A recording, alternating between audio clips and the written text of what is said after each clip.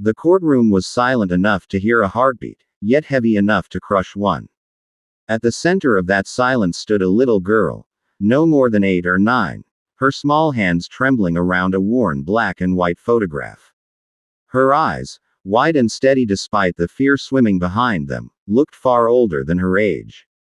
She did not cry. She did not speak. She simply stood on the witness stand and held up the picture of the woman who once called her daughter. The fluorescent lights above cast a pale glow across her face, and for a moment, it seemed as if the entire world was frozen, waiting, no, begging, for someone to save her. But she wasn't waiting. She was standing there to save herself. If you believe in kindness, second chances, and the power of standing up for what's right, please like, comment, share, and subscribe. Your support helps stories like these reach more hearts. For most people in the courtroom, she was just a child facing a legal storm no child should ever have to understand. For some, she was another case number. But for a few, the judge, the social worker, the old man sitting in the back row twitching nervously with his hands clasped, she was a symbol of something deeper, a reminder of how fragile and yet how powerful innocence can be when life forces it into battle. Her name was Liana. And this was the day she stood alone to tell the world the story her mother never got the chance to finish.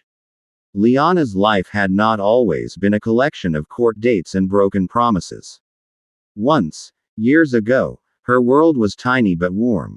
Just her mother and her, living in a cramped apartment filled with mismatched secondhand furniture, scented candles that never burned all the way to the bottom, and the faint sound of her mother humming lullabies while folding clothes.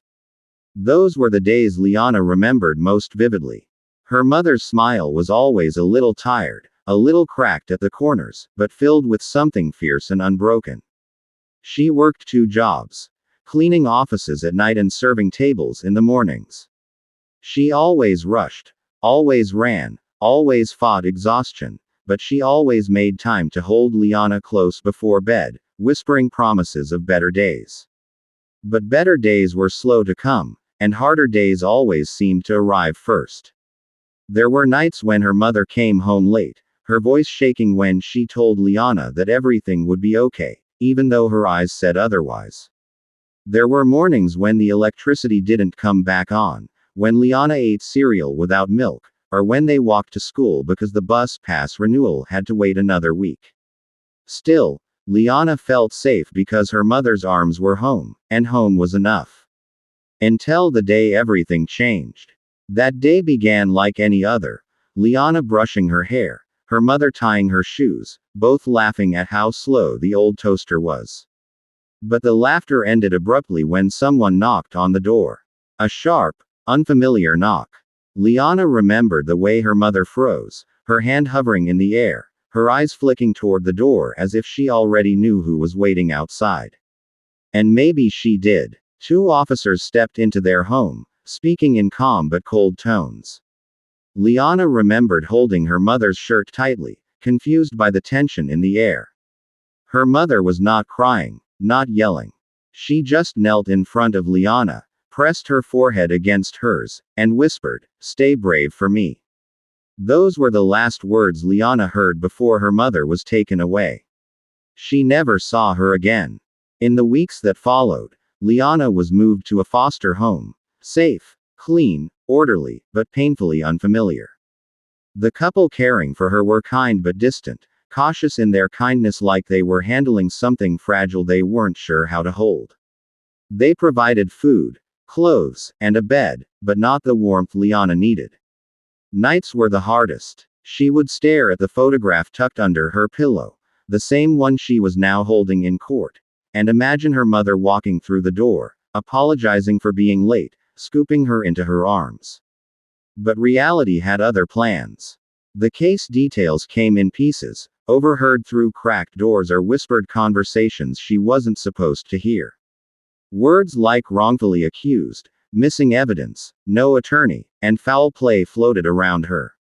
She didn't understand them fully, but she understood enough.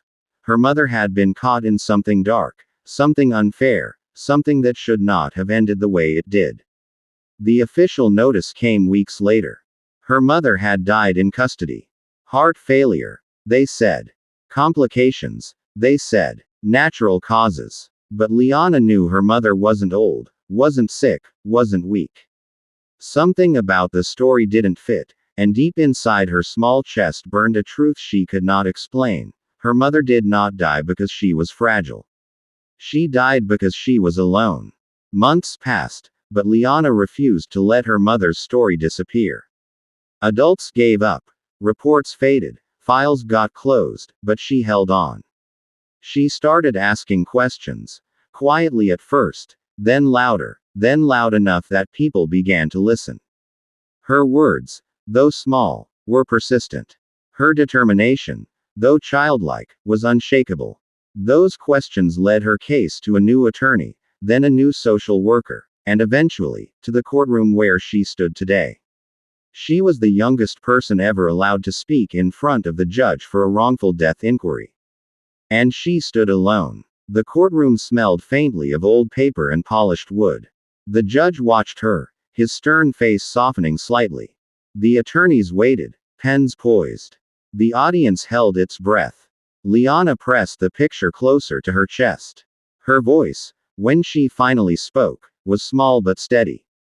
She told them about her mother's lullabies, her double shifts, her tired smile. She described the way her mother always put her first, even when the world pushed her to the edge.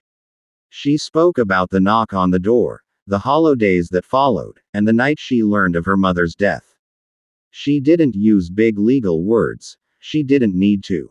Her story was powerful because it was raw, honest, unprotected by adult filters or complicated language. It was the truth, spoken from a wound that was still open. As her words filled the courtroom, something shifted. People who had walked into the room expecting paperwork and protocol now found themselves fighting the sting of tears. Even the courtroom stenographer paused, swallowing hard before continuing to type. But the most unexpected reaction came from the old man seated at the back. For months, he had tried to approach the case but failed, blocked, ignored, or brushed off. He was a retired investigator, long out of service but not out of conscience. He had been the one who first sensed inconsistencies in the arrest. He had seen officers bend rules before, seen innocent people get caught in the gears of a broken system.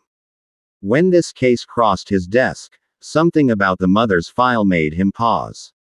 Something was off. But he retired before he could reopen the investigation, leaving him with a guilt he carried every day since. He had come to the hearing today because he needed to see if someone, anyone, still cared. And now he saw Liana standing alone, and guilt turned into resolve.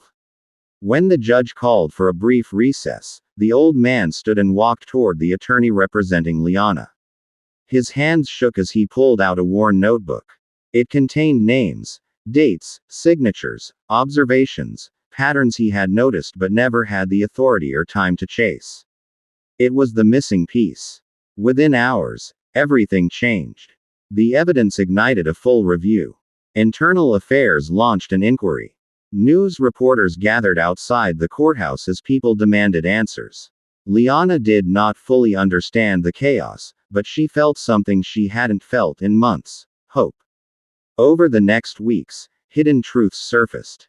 A corrupted officer, a falsified report, ignored medical complaints, delayed treatment, neglect, and worst of all, the discovery that had her mother received basic care on time, she would have survived. Her death had not been natural. It had been preventable. The courtroom filled again for the final verdict months later. This time, Liana did not stand alone. Her foster parents stood beside her, closer now, warmer now, changed by the battle they had watched her fight. The old investigator sat proudly in the front row. And though her mother was not physically there, her presence was everywhere, in the photograph Liana held, in the strength she radiated, in the thin line of hope that had grown into something bright and unbreakable. The judge declared her mother innocent.